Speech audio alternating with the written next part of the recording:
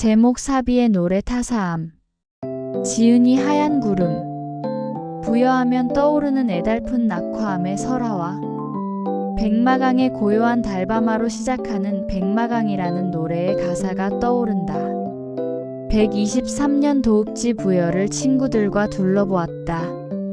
1000년도 더 지난 오래전의 이야기지만 슬픔이 가득한 사연이라 아쉬움만을 담은 채 발걸음을 재촉했다. 구들의 나루에서 기와지붕이 올려져 있는 백마강호 황포도배에 몸을 실어 부소산을 바라본다. 여인의 넛이 담긴 한마는 이 강은 백제의 아픔을 품어 소리 없이 흐르고 있다. 서해를 통한 무역 교류의 통로이자 백제 여인들의 혼이 담긴 물길을 뱃길로 지나니 마음이 짠하다. 산성 서쪽 백마강을 내려다보듯 앉아있는 절벽 위의 바위 낙화암이다. 사비성이 나당연합군에게 유린당할 때 수많은 여인과 궁녀들, 나성에 남은 여인들은 임금이 있는 부소산성으로 피난하였을 것이다. 그러나 왕은 이미 웅진으로 피신한 후였다. 침략군이 부소산성까지 몰려들자 갈 길 잃은 수많은 여성이 산성을 넘어 북쪽 끝까지 달려왔으나 누구도 도와주지 못할 당나라 병사에 쫓기니 더는 갈 곳이 없었다. 적군에게 잡혀 치욕스러운 삶을 사는 이보다 절개를 지키기 위해 부소산 끝자락 낭떠러지 바위에서 푸른 강물에 몸을 던져 무너지는 구금과 함께 목숨을 깨끗이 버리는 길을 택하였을 것이다.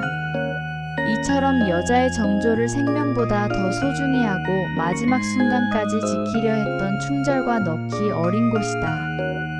절벽에서 강으로 떨어지는 수많은 여인의 모습이 당시 백제 여성과 궁인들의 복식으로 볼 때 머리는 쌍개로 묶어 올리고 상의는 넓은 소매에 화려한 색의 반두루마기, 넓은 허리띠, 하의는 층층 주름 치마인이 떨어지는 모양을 미루어 짐작할 때에 강물에 떨어지는 꽃처럼 보였지 않았을까? 하여 훗날 시인은 삼천 궁녀와 연결하여 낙화암이라 이름하였으리라. 이 설화로 떨어지는 꽃을 담은 애절한 이름은 얻었지만 삼국유사에는 사람들의 생명이 이 바위를 딛고 떨어져 목숨을 잃었으니 타사암으로 기록되어 불렀다. 뱃길에서 보는 산성 아래 절벽 바위에 새겨진 붉은 낙화암은 조선시대 우암 송시열 선생이 새겨놓았다는 글씨가 비장하게 눈에 들어온다. 낙화암 하면 삼천 궁녀의 설화가 따라다닌다. 이 표현 자체도 조선시대 김은의 시에서 언급됐을 뿐 앞선 시대의 역사서에는 나오지 않는다. 여기저기 찾아보아도 3000명을 찾을 수 없는 것으로 보아 근거 없는 단지 시적 표현에 불과하리라. 다만 쫓기는 사람들이 달려오면서 쉼없이 뛰어내린 하많은 수의 표현이리라 생각하며 3000이라 하지 않았을까? 다시 한번 낙화암의 설화를 뇌이며 좁은 바위에 이르려 보니 바위 쪽 절벽에까지 달려오며 떨어졌으리라.